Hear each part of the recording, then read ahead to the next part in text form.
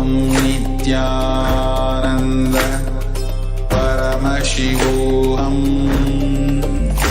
Om Nithyananda Paramashivoham. Om Nithyananda Paramashivoham. Om Nithyananda Paramashivoham. Om Nithyananda Paramashivoham. Om Nithyananda Paramashivoham. Om Nithyananda Paramashivoham.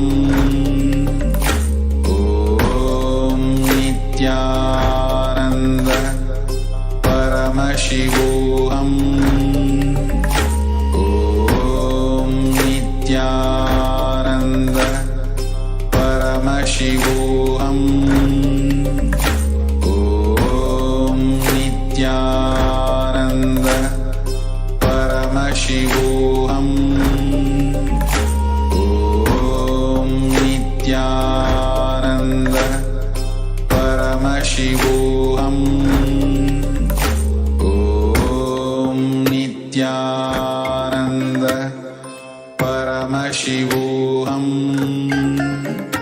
Om Nithyananda Paramashivoham. Om Nithyananda Paramashivoham.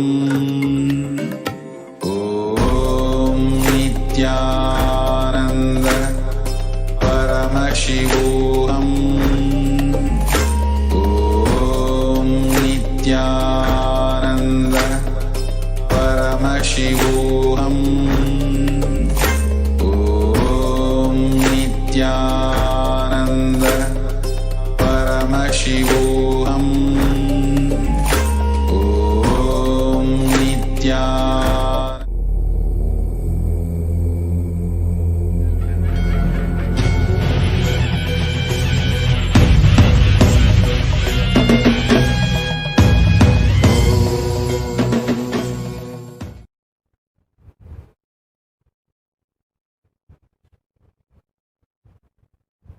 I welcome you all with my love and respects and blessings.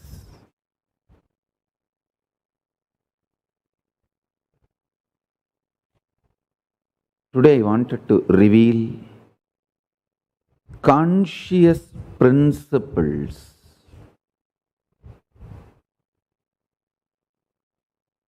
directly from Paramashiva. Listen. The conscious principles I received about conscious currency.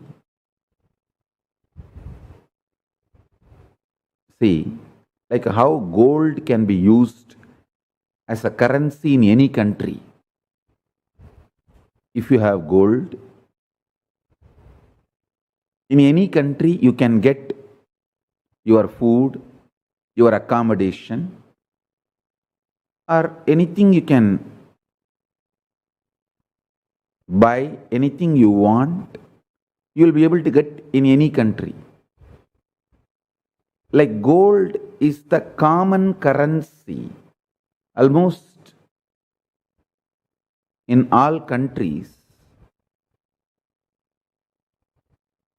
There are some conscious principles, currency in the whole cosmos. If you have these principles in you,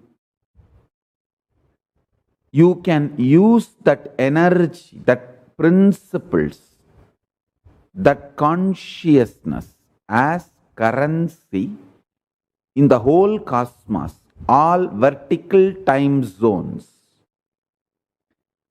In this planet Earth are the higher time zones, vertical time zones, higher planes. you can use them as currency. I'll explain what is conscious principles. Patanjali uses a beautiful word, Sarva Bhaumya Vrataha, means in all places of existence, these principles will have its value. Understand? These principles will have its value in all zones of existence.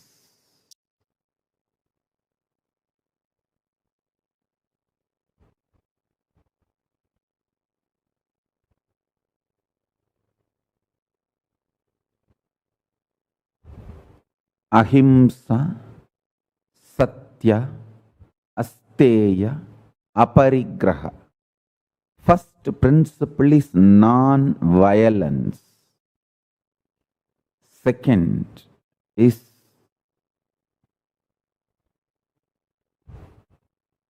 absolute integrity with the nature and cosmos. Third,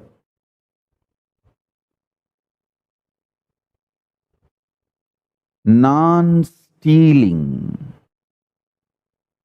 Fourth, listen. When I say non-stealing, not only not robbing others' properties, not taking away life or livelihood of natural inhabitants of planet Earth, like animals. Taking life away from them for you eating their body is stealing. No life can belong to another life. If something is empowered to run and save itself from you, you don't have right to kill them and eat.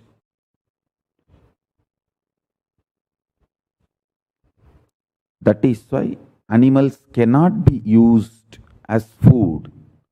You can't steal their organs or their body, their life for your food. Understand?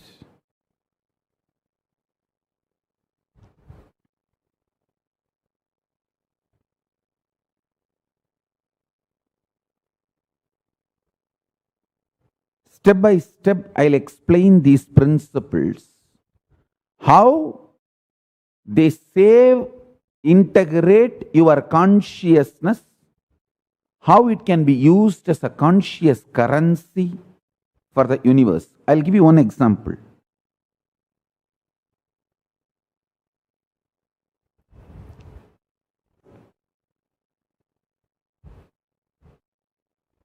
Violent man wastes continuously his embodied life period.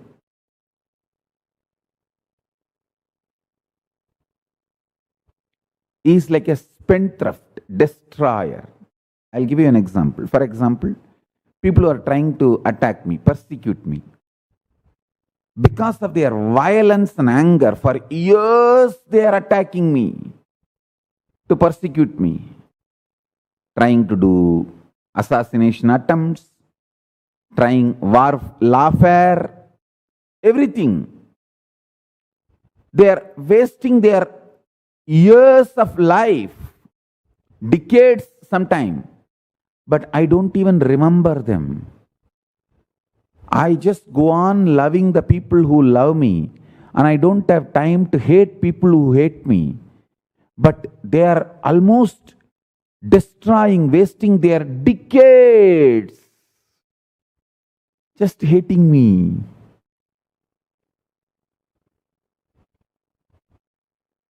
Understand? They are wasting their decades hating me.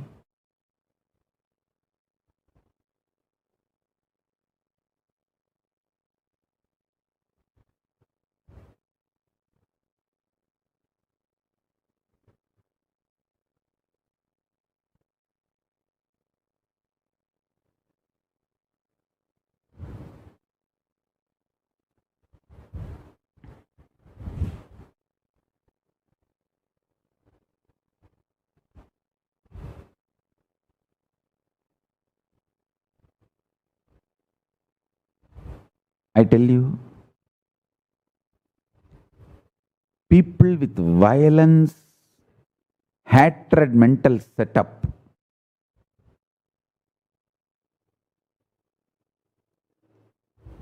waste sometimes not just number of years, even whole life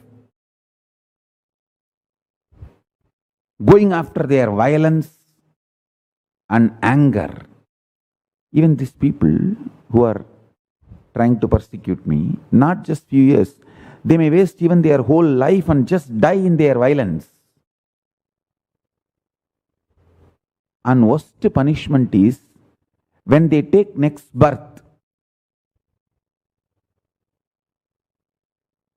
they forget they wasted their whole life in violence. Only they carry that violence pattern in them. They will start hating somebody else. Whoever they sees them, they see. Whoever they see in that life, they start hating them, fighting with them, start doing violence with them, and again waste life. I tell you, violence and anger is negative currency consciously. Conscious currency has its own logic. Anything which excites you, inspires you, empowers you is a positive currency.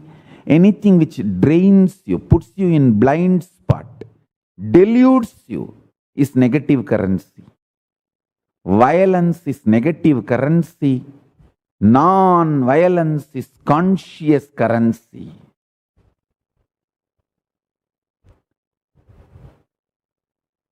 I tell you, your brain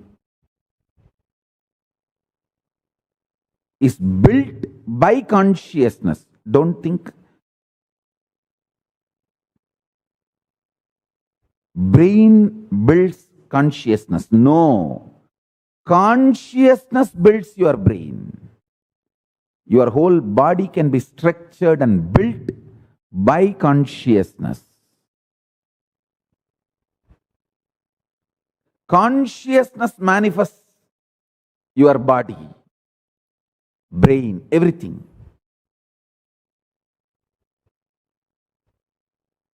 This conscious currencies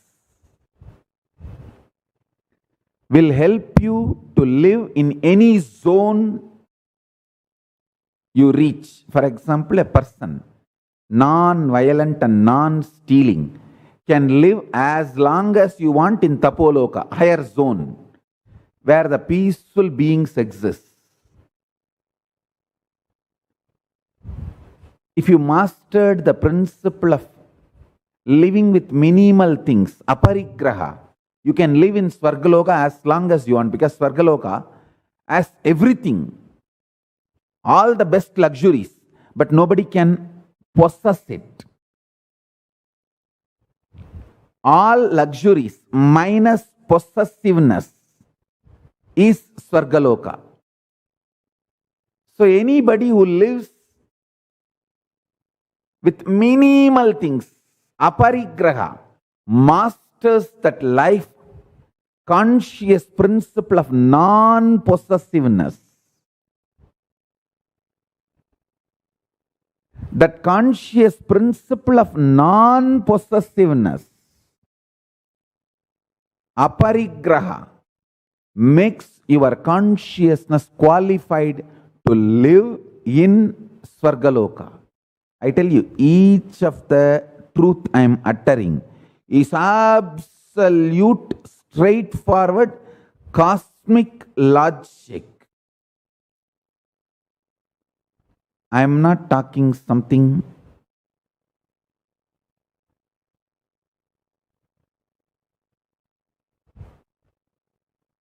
which you just need to believe. No.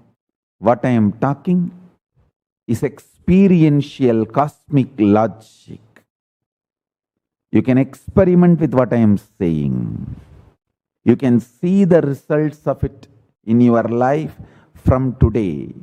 Understand? Corona is literally melting the world down. As I was telling yesterday, the Agora principle of Paramashiva is manifesting. The Agora Tandava is happening.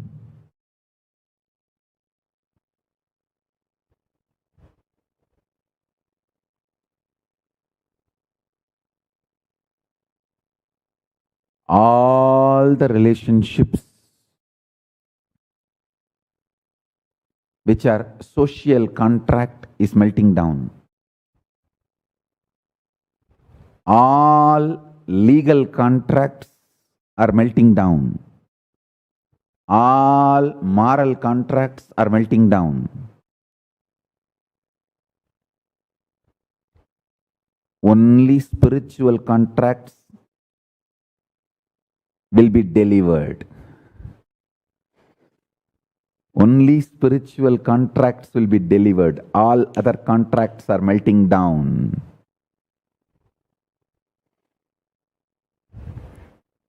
Listen, I'll give you an example.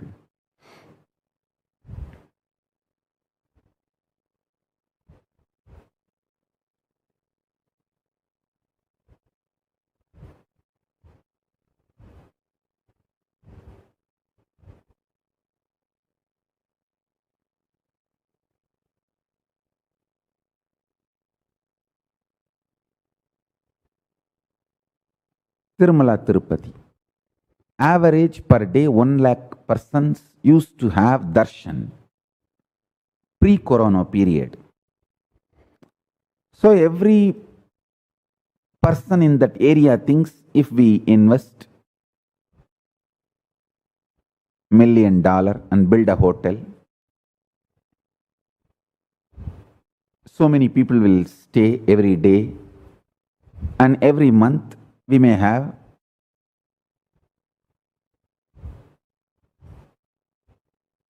$100,000 income. Listen.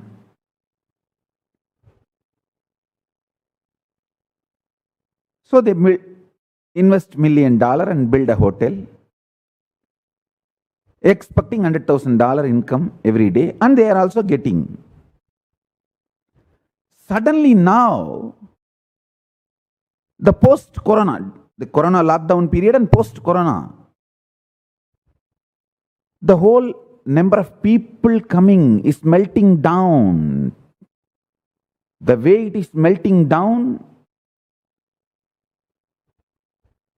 you don't know what will happen to those investors. Understand? These are social contracts. It's not that he had a contract with some one person, hey, every day 1 lakh people, 100,000 people will be coming for darshan, so I'm investing. It is just, it used to be the way. Now the post-corona world, that is not the way things are happening. I am giving you one example, same way. 2 crore people used to walk and do the Kavadiya, Kanwariya Yatra from Rishikesh to Ghaziabad. Not happening. 2 crore means 20 million people. Jagannath Ratha Yatra. Almost 5 million people will participate. Now just few hundred people are pulling the chariot. all the social contracts are melting down. Corona is melting down all the social contracts. Multiple principles which you believed as way to exist are demonstrating their inability to sustain you. That is what I am calling life is collapsing. Understand? All over the world, it's not just livelihood of the people are collapsing. It's not that just people are losing jobs. People are losing faith in what was believed by them as life.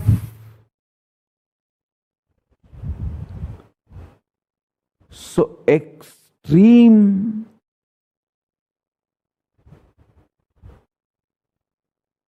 frustration, emptiness, almost like nerve shattering. Reality is landing on them, that all the delusion is,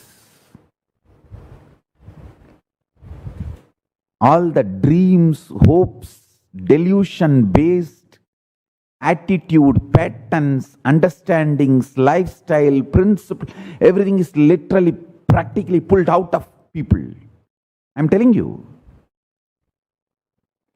Only human beings who built their life consciousness-based principles are going to survive, I tell you. You will have energy, excitement to live if you built your life based on non-stealing and living with minimal things and non-violence and absolute integrity to cosmos. People who built their life and their mental setup with non-violence, non-stealing, absolute integrity, and living with minimal things and brahmacharya, with all these principles, they are going to be continuously excited, inspired, energetic, alive in post-corona world. All the people who built their mental setup, life, consciousness with delusion are going to be shattered. I tell you, that is why I was telling, if you are young, especially infused with these great principles of conscious principles, Satya, Asteya, Aparigraha, Brahmacharya, Ahimsa, non-violence, non-stealing, living with minimal things and living with absolute integrity and brahmacharya. With these principles, if you are built, you have a great future. Understand? People who built their consciousness, mind, life with delusionary principles, with delusions, literally will be losing life, because what they think is the result of their life, their source of inspiration, which excites them, is melting down.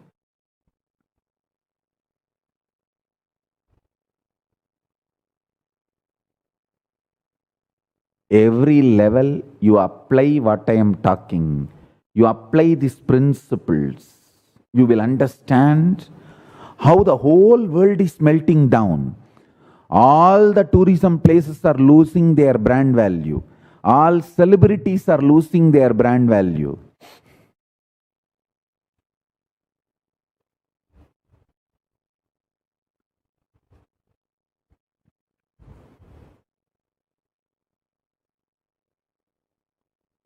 All celebrities are losing their brand value. All tourism places are losing its brand value. The way we think, the way we relate, the way we travel, everything is going to be completely different in post-corona world. What all is going to change, I have not even listed fully. By December 14th, this eclipse to December 14th is the period I am seeing that whole Ahora Tandava of Paramashiva happening.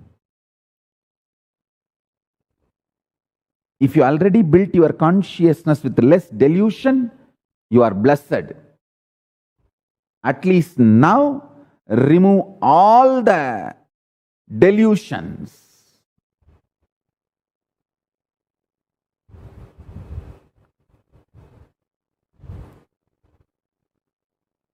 Build consciousness-based life.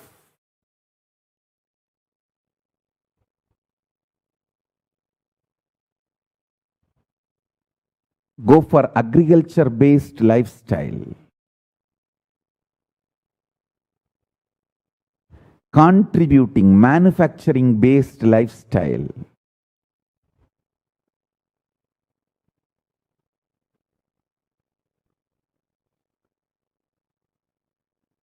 Tourism, non-vegetarian animal husbandry industries are going to lose its importance.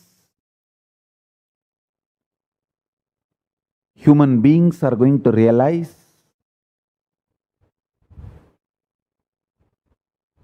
eating animals is not the way of life. Life is going to become more and more non-violent. I tell you.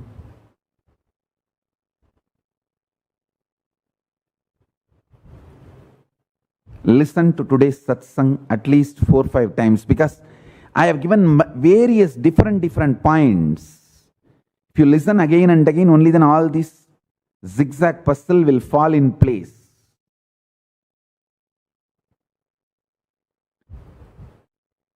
These conscious principles, if you build, that conscious currency will help you. I think that is the only thing which is going to help you post-corona world. That is only going to be your strength, your power. In post-corona world. I gave you one example of Tirupati, because that is known tourism center, spiritual tourism. Like that, I can give you thousands of examples. Ooty, Kodaikanal, seasonal tourism.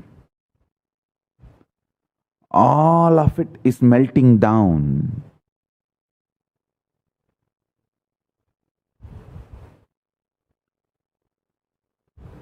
I tell you, the delusion-based economy, making you buy things with money which you don't have and forcing you to work for it, is called delusion-based economy. In that whole balloon, the hole is made already. That balloon is collapsing. Making you buy things which you don't need and making you work for it to pay for the money which you don't have. Making you buy things with money which you don't have and making you work for paying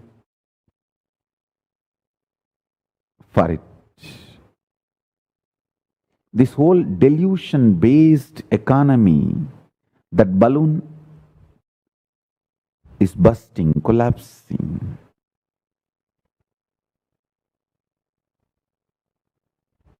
The inner conscious principle-based economy is only going to flourish. Conscious principles need to be applied in every level. politics, economy, in every level, relationships, only those idea, those principle, consciousness principle based things are going to work out.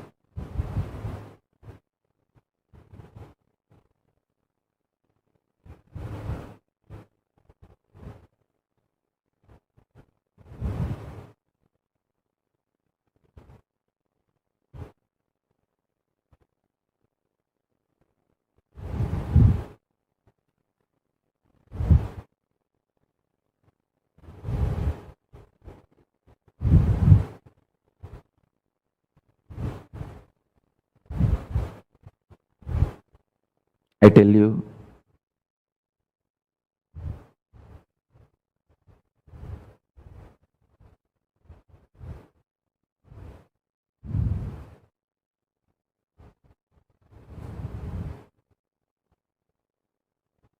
these conscious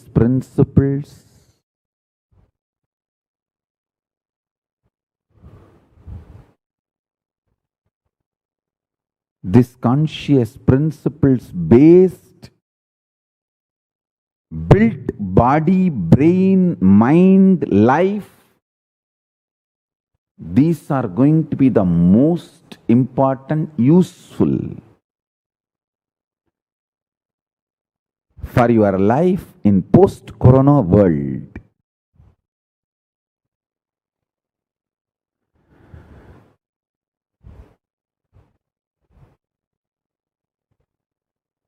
Sit straight.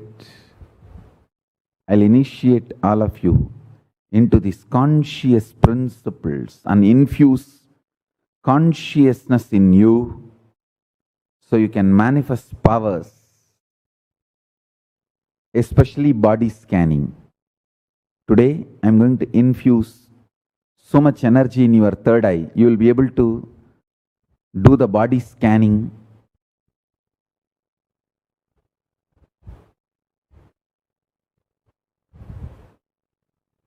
Sit straight.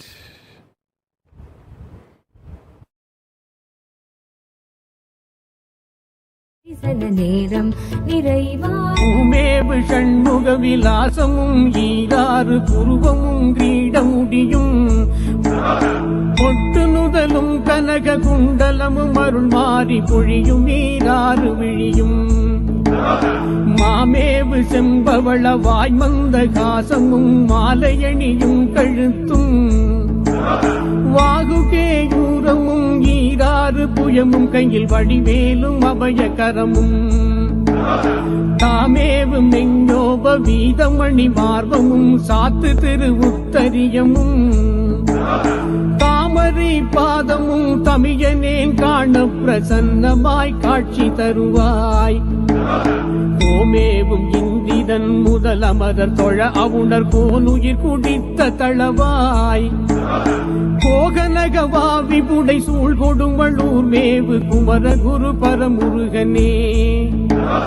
கோகனகவா விபுடை சூழ் கொடுமளூர் மேவு குமர குரு பரமுருகனே.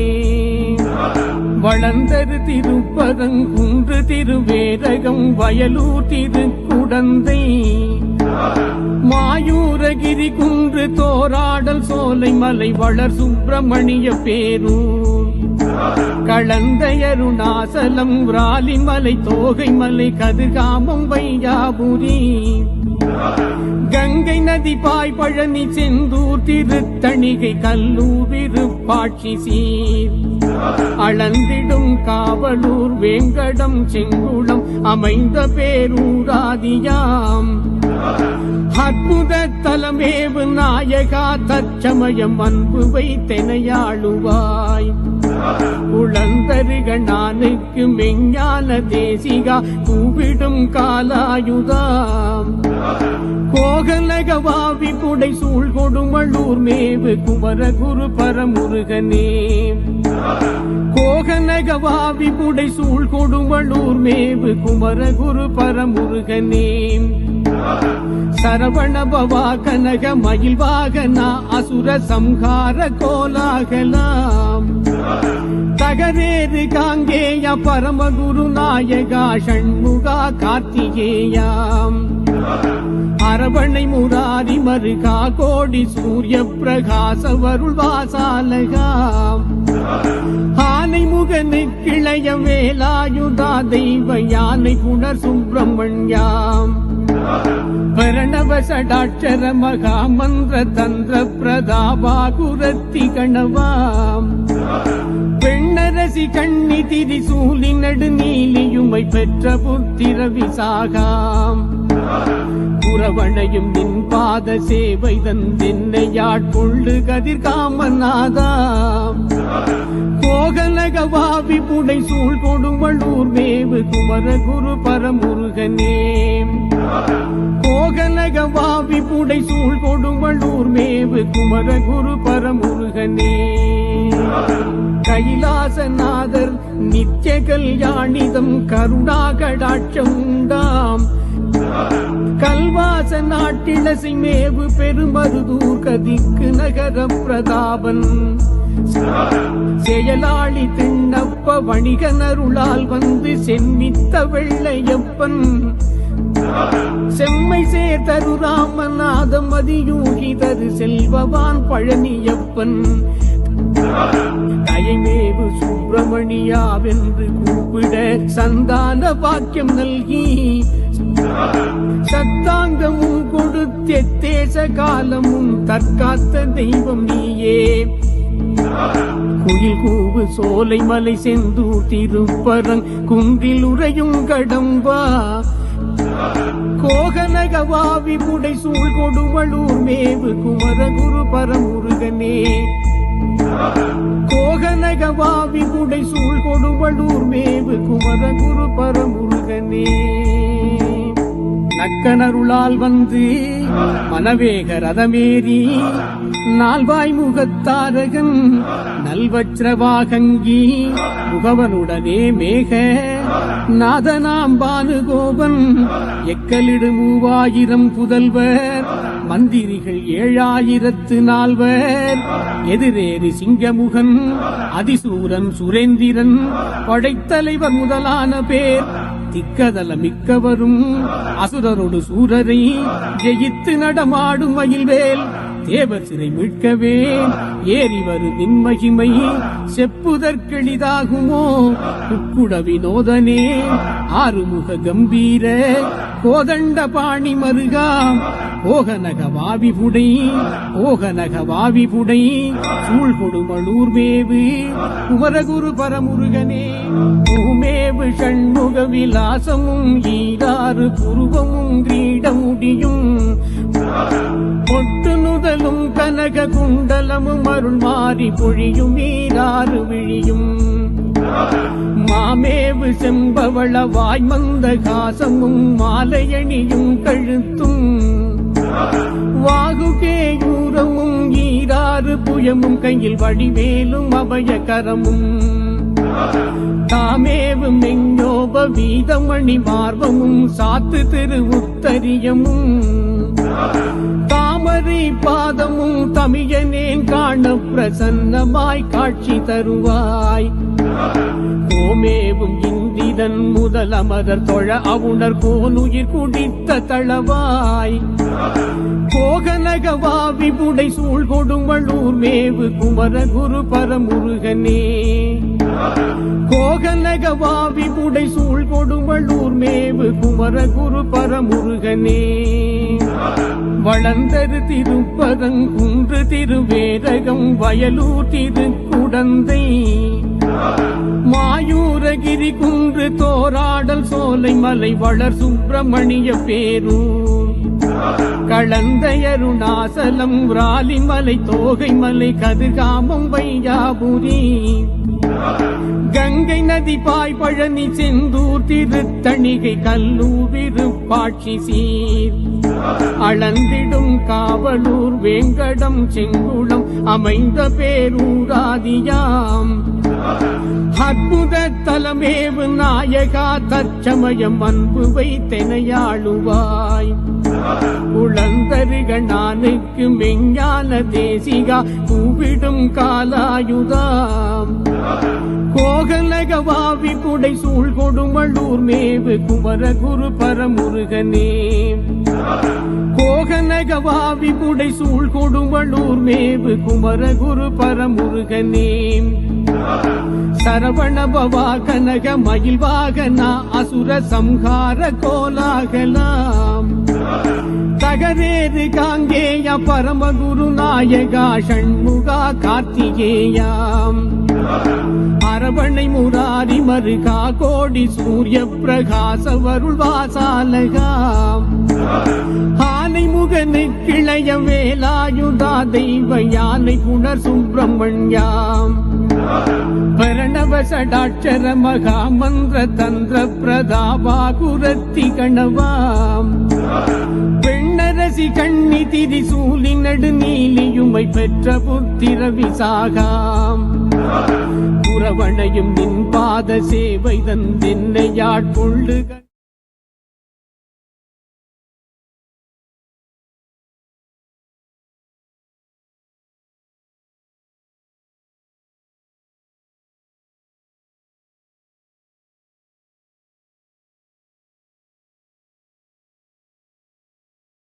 Nithyanandam. On this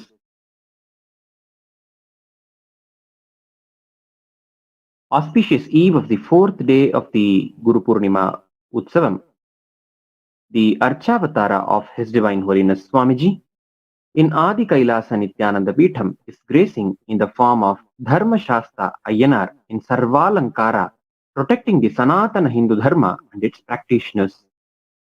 On this auspicious eve of the fourth day of the Guru Purnima Utsavam, we humbly offer our worship at the sacred divine lotus feet of our most beloved Guru, His Divine Holiness Swamiji. Om Dhurasi Dhurvadhurvantan Dhurvatanyo Osman Dhurvatitan Dhur Vayam Vayan Dhurvamastan Devanamasitastamam Papritamam Jushtatamam Vanhitaman Devahutam Amahritamasi Havirthanantum Hatsamahva Armitrasyatva Chakshusha Prekshema Bherma Samvikha Matva Higumsham सर्वदेव देवी स्वरूपाय भगवते श्री नित्यानंद परमशिवाय नमः. उपमाघ्रापयामि. ओम ईप्यस्वजात वेदोपघ्न निरृतिं मम पशुभिश्च मह्यमापह जीवनं च दिशो दिश मानो हिगुंसि जात वेदोगामश्वं पुरुषं जगत् अभिभ्रदग्न आगहिष्यामा परिपातय. सर्वदेव देवी स्वरूपाय भगवते श्री नित्यानंद परमशिवाय नमः. एकहारती दीपं संदर्शयामि. ओम अमृते अमृतोद्भवे अमृतवर्षिणी अमृतं श्रावय श्रावय स्वाहा. ओम श्री सर्वदेव देवी स्वरूपाय भगवते श्री नित्यानंद परमशिवाय नमः. नैवेद्यं निवेदयामि. वेदनानन्तरम् आचमनं समर्पयामि. ओम सोमो वा ये तस्य राज्यमादस्ते यो राजासन् राज्यो वा सोमेन यजते देवसुभामेतानि हवीगुंषि भवन्ति य एतावन्तो वै देवानागं सवाः स एवास्मै सवान् प्रयच्छन्ति तयेनं पुनः सुवन्ते राज्याय देवसूराजा भवति कर्पूरगौरं करुणावतारम् सारसारं जगेन्द्रहारं सदा वसन्तं हृदयारविन्दे भवं भवानी सहितं नमामि भवं भवानी सहितं नमामि भवं भवानी सहितं नमामि। सर्वदेवदेवी स्वरूपाय भगवते श्री नित्यानंद परमशिवाय नमः। सर्वोपचार पूजार्थे सर्वापराधक्षमापनार्थे समस्तमंगलप्राप्त्यर्थे कृपाकटाक्षार्थे आनंद कर्पूर नीराजनं संदर्शयामि धारयामि।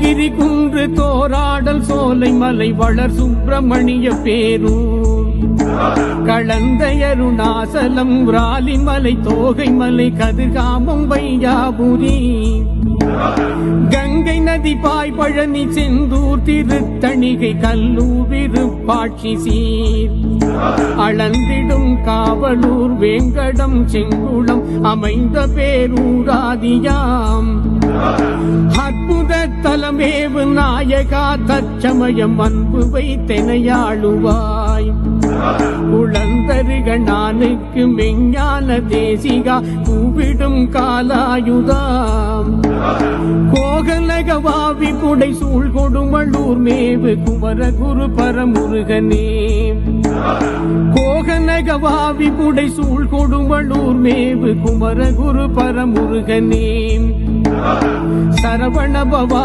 கனக மயில் வாகனா அசுர சம்ஹார கோலாகலாம் தகரேறு காங்கேய பரமகுரு நாயகா ஷண்முகா கார்த்திகேயாம் அரவணை முராரி மருகா கோடி சூரிய பிரகாச வருள் வாசாலகாம் ஆனை முகனு கிளைய வேலாயுதா தெய்வ யானை புனர் சுப்பிரமணியாம் பரணவ சடாட்சர மகா மந்திர தந்திர பிரதாபா குரத்தி கணவாம் பெண்ணரசி கண்ணி திரிசூலி நெடுநீலியுமை பெற்ற புத்திர விசாகாம் புறவணையும் நின் பாத சேவை தந்தென்னையாட்கொள்ளு கதிர்காமநாதாம் கோகலகவாவி புடை சூழ் கொடுமளூர் மேவு குமரகுரு பரமுருகனே கோகலகவாவி புடை சூழ் கொடுமளூர் மேவு குமரகுரு பரமுருகனே கைலாசநாதர் நித்திய கல்யாணிதம் கருணாகடாட்சம் உண்டாம் கல்வாச நாட்டிலசை மேவு பெருமருதூர் கதிக்கு நகர பிரதாபன் செயலாளி திண்ணப்ப வணிகனருளால் வந்து சென்னித்த வெள்ளையப்பன் செம்மை சேர்த்தரு ராமநாதம் மதியூகிதரு செல்வவான் பழனியப்பன் தயமேவு சுப்பிரமணியாவென்று கூப்பிட சந்தான பாக்கியம் நல்கி சத்தாங்கமும் கொடுத்தேச காலமும் தற்காத்த தெய்வம் நீயே குயில் கூவு சோலை மலை செந்தூர் திருப்பரங் குன்றில் உறையும் கடம்பா கோகலகவாவி புடை சூழ் கொடுமளூர் மேவு குமரகுரு பரமுருகனே கோகலகவாவி புடை சூழ் கொடுமளூர் மேவு குமரகுரு பரமுருகனே நக்கனருளால் வந்து மனவேக ரதமேறி நால்வாய் முகத்தாரகன் நல்வச்ரவாகங்கி முகவனுடனே மேக நாதனாம் பானுகோபன் எக்கலிடு 3000 புதல்வர் மந்திரிகள் 7004 எதிரேறி சிங்கமுகன் அதிசூரன் சுரேந்திரன் படைத்தலைவர் முதலான பேர் திக்கதல மிக்கவரும் அசுரரோடு சூரரை ஜெயித்து நடமாடும் மயில்வேல் தேவர் சிறை மீட்கவே ஏறி வரு நின்மகிமை செப்புதற்கெளிதாகுமோ குக்குட வினோதனே ஆறுமுக கம்பீர கோதண்ட பாணி மருகா ஓகநக வாவி புடை சூழ் கொடுமளூர் மேவு குமரகுரு பரமுருகனே பூமேவு ஷண்முக விலாசமும் ஈராறு புருவமும் கிரீடமுடியும் ஒட்டு நுதலும் கனக குண்டலமும்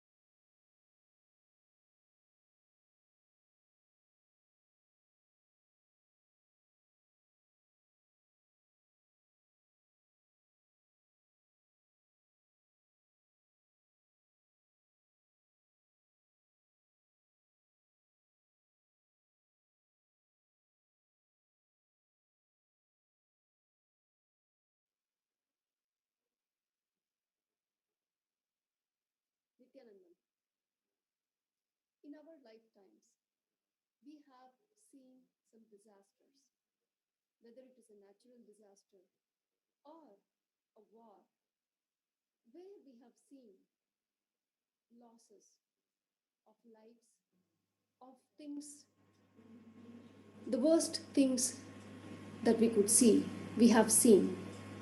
But we never had the answers why such a thing is happening. We are first shocked with the loss, then we are shocked with the uncertainty of life, and then we are even more shocked for not having answers as to why life is like this, why God is doing this to us. But this time around, things are different. Even before the COVID pandemic started, many years before, Paramashiva has landed to prepare us, to warn us, to guide us, to protect us. Of course, as always, we never heed or understand. Paramashiva, in the form of Bhagavan Sri Nithyananda Paramashivam, has been guiding us throughout, and especially through this pandemic. He has been guiding and preparing that this great deluge is not a physical deluge, but a deluge of the delusion itself. And with his eternal compassion, he is preparing us how to protect ourselves, how to sail through this pandemic, the pandemic fatigue, smoothly and survive, and not just survive, but go through it and live successfully to prepare us for an enlightened civilization. Paramashiva has happened just for us. And this pandemic is not just any other pandemic or any other physical deluge, but this has happened just to create an enlightened civilization. So the humanity can have a superconscious breakthrough. Throughout the last few months, especially, Swamiji has been guiding us to protect us, to prepare us, not only physically, but to prepare us emotionally, psychologically, consciously. As he says, we still have time. If you have not, or if you are joining us just for the first time, join us in these various opportunities that Swamiji has given us to prepare us through the Paramashivoham level 2, the program that is happening continuously every single day since this pandemic started. We can become a part of this program, this 16-day intense program that helps us to experience the being of Paramashiva, not as just a luxury, a spiritual luxury, but a survival necessity for every single human being on planet Earth. As Swamiji says, to survive this, it is not the COVID-19, the deaths that's going to happen, that is going to be less than 1%, but the effect of it, the pandemic fatigue that is going to happen because of this COVID-19. People are not going to be able to handle the biology, the physics, and the chemistry. He has been very patiently and compassionately explaining every component, the physics, the chemistry, and the biology of the pandemic.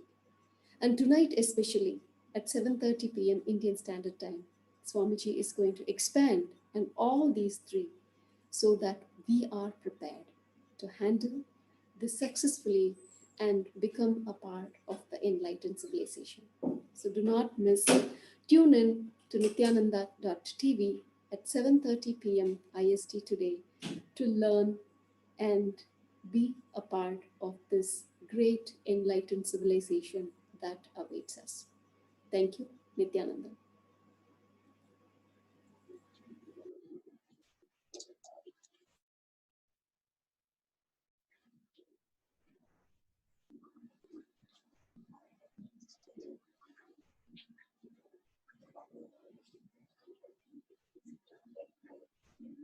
Nityanandam, let's start the power manifestation session. Let's sit straight. Remember Paramashiva in third eye. And let's start with the Sadguru Vandanam. Nithyanandam Paramasukadam Kevalam Jnanamurtim Dvandvatītam Gagadam Tamasyavilaksham Ekam Nityam Vimalamachlam Sarvari Sakshibhutam Bhavatītam Trigunarahitam Sadgurum Tam Namami. Nithyanandam, such a beautiful space Bhagavan has given. Let's start the power manifestation with the first social security. Please read the security.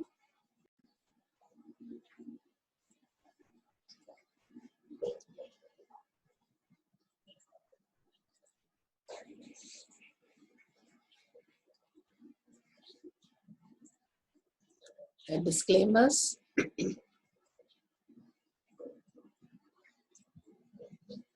What is power manifestation? Power manifestation is nothing but a cognitive shift that can infuse powerfulness into any action or state that we are in. It raises the frequency of our body and mind to ultimate powerfulness, Turyatita. Bhagavan beautifully says again and again, living in the space of aham, again and again understanding that how we exist matter. It's $1 million when you understand you live as consciousness, and it has to be done repeatedly than any other degree, any other program or anything else that you have experienced in the past few years. The space that you are, Paramashiva, is going to make you manifest all your abundance, all your reality, unless you understand the higher reality. The cognitive shift that you seek only will become reality, and more living in that Turiya state will lead to Turyatita state, the heightened intelligence which matures into the consciousness. Who is Paramashiva? Paramashiva is Yomuha, beyond the form and formless. Avyakta, the unmanifest, and Vyakta, the manifest. He performs the Panchakritya, Srishti, Sthiti, Samhara, Trubhava, and Anugraha. Satyojata phase. Srishti, manifestation. Manifestation is manifested. Manifestation is sustained. Manifestation is regenerated. Manifestation is pulled out of delusion. Manifestation is liberated. Vamadeva phase. Srishti. Sustenance is manifested. Sustenance is sustained. Sustenance is regenerated. Sustenance is pulled out of delusion. Sustenance is liberated. Agora phase. Regeneration is manifested. Regeneration is sustained. Regeneration is regenerated. Regeneration is pulled out of delusion. Regeneration is liberated. Tat Purusha phase. Delusion is manifested. Delusion is sustained. Delusion is regenerated.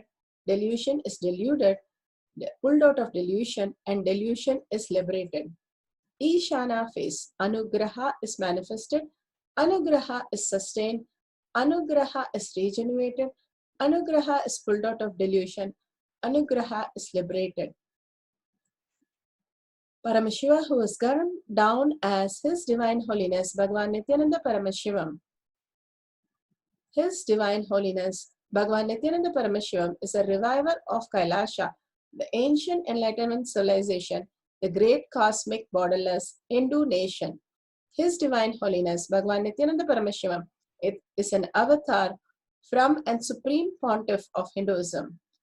His Divine Holiness Bhagavan Nithyananda Paramashivam has made the science of power manifestation, yoga, temple-based university for the humanity.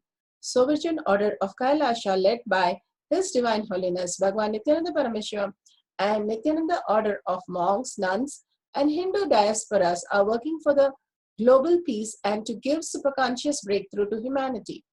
Nithyananda Hindu University, world's largest extended with extended campus in 150 countries, is collecting, organizing, preserving, time capsuling, decoding, spreading, and reviving 20 million source book of Hinduism, and 64 arts, science like Ayurveda, music, dance, sculpting, astrology, Vastu, and many more are revived. His Divine Holiness Bhagavan Nithyananda Paramashivam is 293rd Guru Maha Sannidhanam of Shamalapita Sarvanyapita, ancient apex body of Hinduism, and present emperor of Suryavamsa Surangi Samrajyam. His Divine Holiness Bhagavan Nithyananda Paramashivam has survived the worst prosecution of multiple assassination attempt on person and character by anti-Hindu elements. Paramashiva, who has come down as our Guru Swamiji, has given the world the science of power manifestation, which is authentic, time-tested, scientific, and foolproof. The Shastra Pramana, the Veda Agama, the eternal, unchangeable truth, revealed in the source scriptures. The Apta Pramanas, or the experience of the Rishis, Munis, Ganas, Nanamars, Alvars, Siddhas, and Yogis. The authority of Hinduism, who are scientists and time-tested and verified the science of power manifestation. Atma Pramanas are the avatars who land on the planet Earth to raise the superconscious being on planet Earth. His Divine Holiness Bhagavan Nithyananda Paramashivam, this millennium avatar, personal experience of power manifestation. Shakshi Pramana, or the experience of millions of disciples, devotees, followers, initiated into the science by Bhagavan himself. Shastra Pramana. Shastra Pramana is from Vijnana Bhairava Tantra, Sutra 48, Dharana 25. Pramana.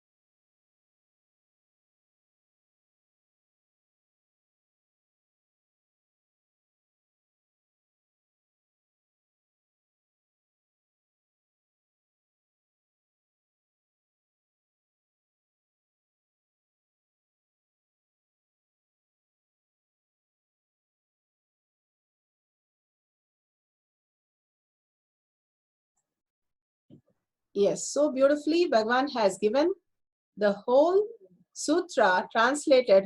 Visualize that your body is enclosed, supported by your skin surface, and there is nothing that exists inside the skin. It is empty. By such restful awareness, one cognizes and attains the knower of the whole body substance, who is the source essence, Paramashiva, who cannot be known. So beautiful, Bhagavan says, how you unclutch even from this body, even the person, this body as the second person and third person, to understand that you are not the body, you are not the mind, but you are the restful awareness, the consciousness, the Paramashiva space in you, the Paramashanta Swarupa. Bhagavan again and again says so beautifully how you are more and more in the space of oneness with Paramashiva, melting with Paramashiva, understanding the higher reality that you are Paramashiva, and more unclutching from whatever you know as you are, and whatever you know as your identity, the inner identity and the outer identity, dropping that completely and being in complete oneness with Paramashiva. Beautifully, the story says, Krishna once asked the parents and the kids to surrender completely, and the parents were so beautifully in oneness with Krishna. One day Arjuna asked him, who is the greatest devotee of you? And Arjuna was waiting for an answer that it would be him. But Krishna said, there is a king and you should come and see this king and See how they live. So beautiful. Arjuna wanted to know who could be more than Arjuna, who has sacrificed his life for Krishna and doing only what Krishna says, living Krishna's word to extreme. Who could be more than that? And he goes to this king place with Krishna and sees what is happening. Krishna asked the king and his wife and his son to come. His son was 5 years old. And so beautifully, Krishna says, okay, the king to cut the body of the child, and he says the child, one half I need, the right side of the body I need, and the child should not cry. And everybody were taken by shock as Krishna, who is the most lovable, compassionate, is asking the king to cut a 5-year-old boy with his wife, and told the king that the child should not cry. The king just surrenders again everything and says, I will do that. He lifts the sword to cut his son, and suddenly he saw his son left eye was weeping. And Krishna simply said to stop the whole process. I said, I told you the child should not cry. Why is his left eye weeping? So Krishna asked the child of 5 years why he was weeping. And so beautifully the child replies, he says that Krishna asked only one half of my body. So the other half of my body is weeping because it was not accepted by Krishna. The surrender was not good enough. Hearing this, Arjuna understood how he had lived. If 5-year-old kid had lived, how the parents would have lived the life, surrendering every moment, every thought, every action to just Krishna's space. Again and again, living the space of Paramashiva as your only and original and only thought current. Simply, Bhagavan says, you will be as consciousness relieved from all the mind and body attachment, identity, whatever you know as yours. So beautifully here he says, there is nothing existing inside the skin. It is empty. By such restful awareness, and one cognizing that will attain all that needs to be known about his body. The Shastra Pramana so beautifully describes that. The Apta Pramana. Apta Pramana, there was a beautiful temple, Tayumanavar.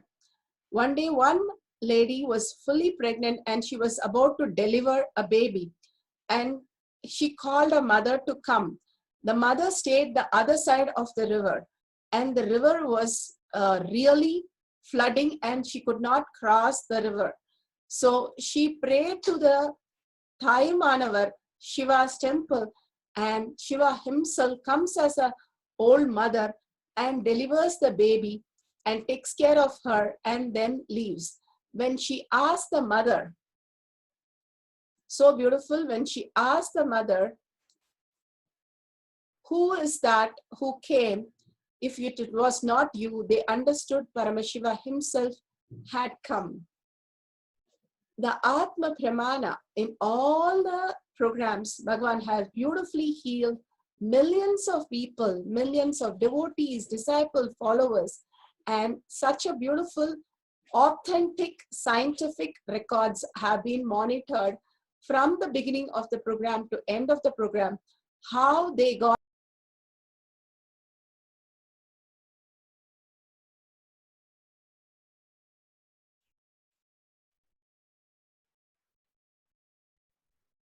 sorry for the technical glitch.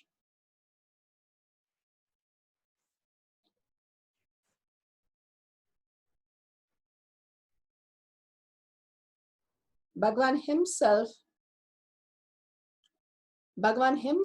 has beautifully given us the ultimate space of healing, and millions of people have been blessed. The mitochondria energy, the cell energy goes to 1300%, when they attend Bhagavan's program and get blessed and initiation, which is not happening unless they're going to a chemotherapy, which is so negative and so not good for the body. Only then the mitochondria cell energy raises to that level. But Bhagavan's presence, Bhagavan's initiation, the Mahavakya and power manifestation raises you to the ultimate possibility of the human potential. Here, millions of devotees, disciples experience Shakshi Pramanas. She says the blood group of Reena correctly after her birth scan in the Kailash courtyard.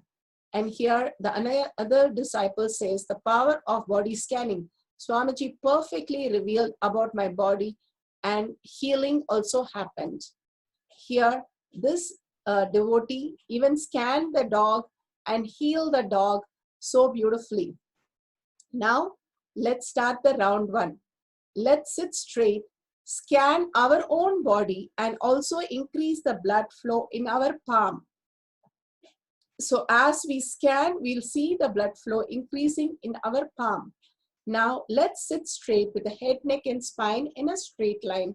Have a paper and pen. Whatever gets revealed in your third eye, simply keep writing it down. We'll verify in the second round when you scan your partner. So now remember Paramashiva in your third eye. Bring your awareness again and again to the third eye. Whenever your awareness is not in the third eye, we are living unconscious.